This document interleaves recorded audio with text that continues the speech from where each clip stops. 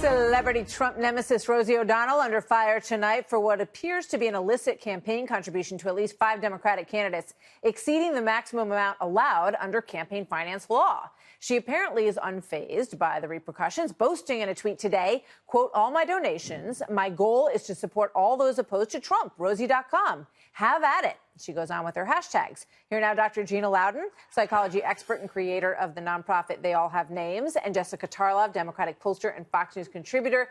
I love how Rosie says, I make most of them late at night when I'm depressed, and I just go on and keep hitting the donate button. But, you know, Dinesh D'Souza did basically the same thing, over donating. He spent 8 months in a halfway house. So, Jessica, does Rosie deserve the same sentence? I think we need all the facts of the case here. It sounds like she was using multiple aliases to be able to do this, to donate to Adam Schiff and Connor Lamb and a number of others. What Dinesh D'Souza did was to go over the limit himself and also recruit other people to be donating, and then said that he was going to reimburse them. She's making up names and he's asking people to do them for him. I don't know which is worse. As I led with, we need to know all the details here, but I certainly understand why Dinesh D'Souza would be wanting to have this conversation, and a halfway house sounds just as bad as prison to me. Yes. Oh, yeah, it's only halfway as bad. It's still pretty bad. Gina? Yeah, well, you know, Jess is the lawyer here, but I would say that it's important that the law is applied consistently here. I can understand, though, the campaign finance laws are very confusing, and if I'm really honest, I think that it is confusing enough that perhaps the candidates should be, you know, in charge of refunding whatever is not used. On the other hand, for the sake of consistency, you just know if this were Roseanne donating to Trump instead of Rosie donating to Democrats, you know, she'd be making a lot of noise about it and saying that we should throw the book at them. All right. I want to switch gears, and I want to play this soundbite for you from Michelle Obama and get your thoughts. Let's play it. If we as women are still suspicious of one another, if we still have this crazy bar for each other that we don't have for men, if we're still doing that today, if we're not comfortable with the notion that a woman could be our president compared to what?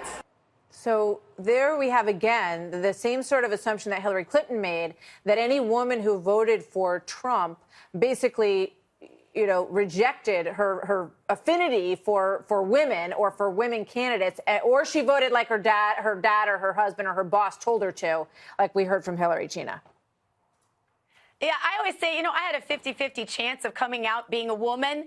I don't consider it an accomplishment. That's why I love, you know, you contrasted this with our beautiful First Lady now, and there's just no comparison. This is all about divisiveness. And to say the words she said, that for some reason we should vote for a woman simply because she's a woman, and to condescend the American women who voted for Trump, is on its face sexist, Martha.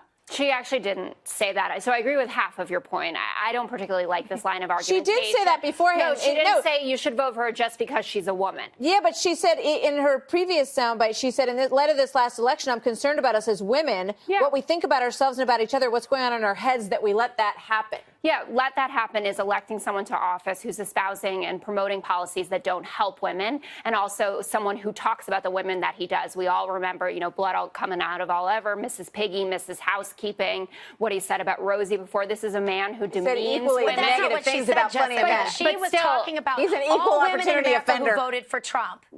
What she was talking about is that women. What she was talking about is that she doesn't understand how women, when you look at who this person is, his character, how he treats women, even his own wife. No, she was saying we should have voted for Hillary simply because she's a woman. No, that's the only reason. We're going to have to agree to disagree, ladies. I'm getting counted out. Thank you so much. I'm not a lawyer, by the way. Yes. So the public doesn't think I get that all the time, too. Okay.